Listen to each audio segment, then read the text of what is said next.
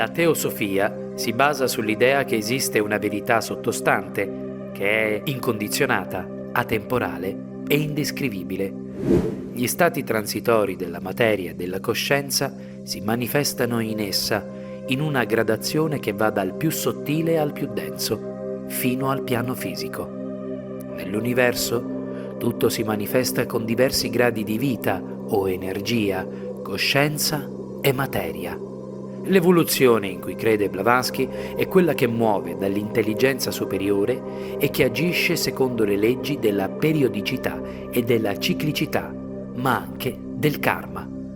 L'autrice sostiene che la teosofia non sia una religione, bensì una scienza spirituale, il cui vero significato è sapienza divina e non sapienza di Dio. Blavatsky riconduce il termine ai Filaleti, filosofi alessandrini che posero le basi per diverse credenze, l'esistenza di un'unica divinità, la natura immortale dell'essere umano, la teurgia, ovvero l'attività divina prodigiosa.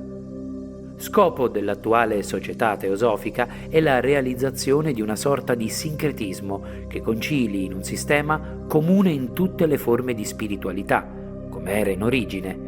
I teosofi sostengono che l'infinito non possa essere conosciuto dal finito, ma che l'essenza divina possa essere comunicata al sé spirituale durante uno stato di estasi, favorito per esempio dalla meditazione. Blavatsky riprende la distinzione tra insegnamenti esoterici e esoterici, sostenendo che la dottrina espressa nel libro contenga la chiave per poter accedere alla vera teosofia, secretata a causa della tendenza umana a dissacrare la coscienza divina. Nella dottrina segreta, la donna delinea le proprie idee cosmogoniche sull'anima e sull'umanità.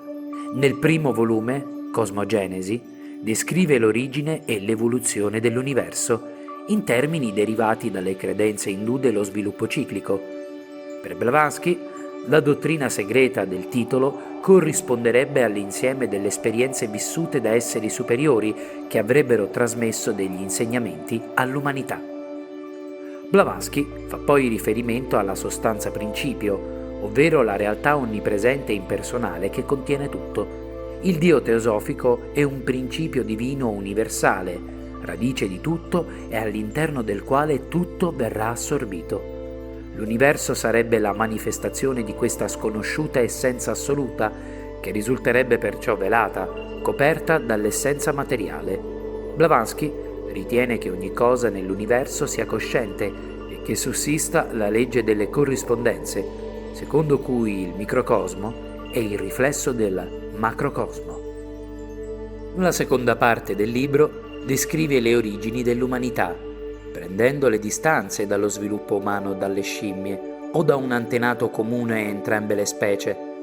Per Blavatsky, alcune specie antropoidi, simili all'uomo, deriverebbero dalla terza razza.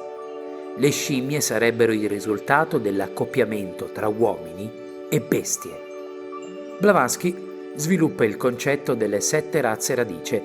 La prima fu creata dal puro spirito e visse nella terra sacra imperitura.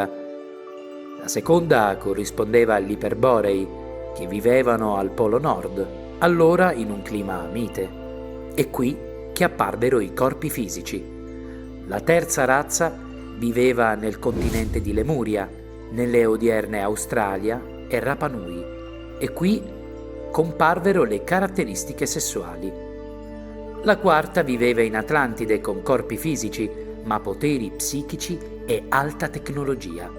Gli Atlantidei costruirono possenti monumenti e crearono le prime grandi civiltà. La quinta razza fu quella degli Ariani, sparsi in tutto il mondo. La sesta sarà annunciata da Maitreya, una figura della mitologia buddista Mahayana, mentre la settima razza costruirà lo sviluppo finale.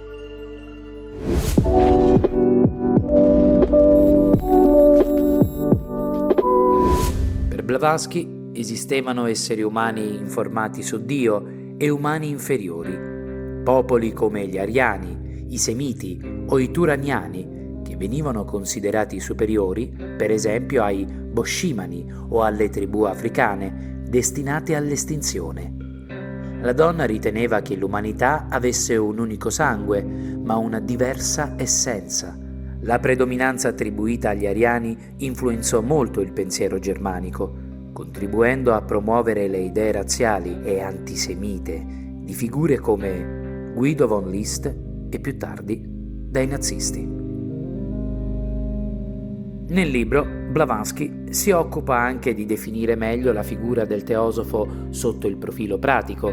Essa afferma che i membri della società siano liberi di professare qualsiasi religione o filosofia, o nessuna, purché diffondano l'idea di fratellanza. Sostiene persino che possano esserci veri teosofi al di fuori della società, ma che sia preferibile farne parte per non cadere negli inganni della magia nera. Blavatsky sottolinea infatti la differenza tra teosofia e occultismo e pone ulteriori discrimini con il buddismo e con lo spiritismo. Sotto il profilo della pratica quotidiana ha molta importanza la meditazione. Infatti i teosofi non credono nella preghiera a petizione, ma nella preghiera a volontà, che è un comando interiore. Dal momento che il teosofo lo rivolge a quello che l'apostolo Matteo definisce il Padre, che è nel segreto di ciascuno di noi, l'intensità delle nostre aspirazioni trasforma la preghiera nella forza attiva e creativa che produce effetti secondo il nostro desiderio. Perciò l'unico Dio con cui dobbiamo agire è lo Spirito di Dio che dimora nel tempio del nostro corpo. Illuminata e sapiente per i suoi sostenitori, ciarlatana per i critici, le dottrine di Blavatsky influenzarono la percezione delle idee indù e buddiste in Occidente, portando spesso a travisamenti delle sue due tradizioni spirituali. Nel 1891 Helena Blavatsky si spense a causa di un'epidemia di influenza che aggredì un fisico già provato. Secondo la biografa Marion Mead, Blavatsky era un'eccentrica che seguiva soltanto le sue regole e che disprezzava i codici morali dell'epoca. Le convinzioni sociali e politiche della donna non risultano chiare e vi è mancanza di coerenza. Ciò che la impegnava notte e giorno era la diffusione delle dottrine teosofiche, un misto di proprie teorie e di insegnamenti spirituali provenienti da diverse parti del mondo. Blavatsky afferma di aver ricevuto le dottrine dai cosiddetti maestri o Mahatma per via telepatica. A suo dire, l'antica religione globale era andata perduta a causa della cristianizzazione dell'Europa, ma sopravviveva in India e in Africa in forme modificate.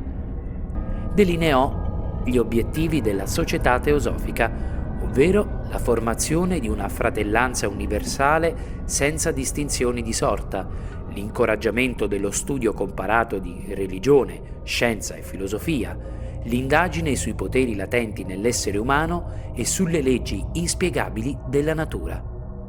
Nel suo pensiero non mancarono tuttavia le contraddizioni.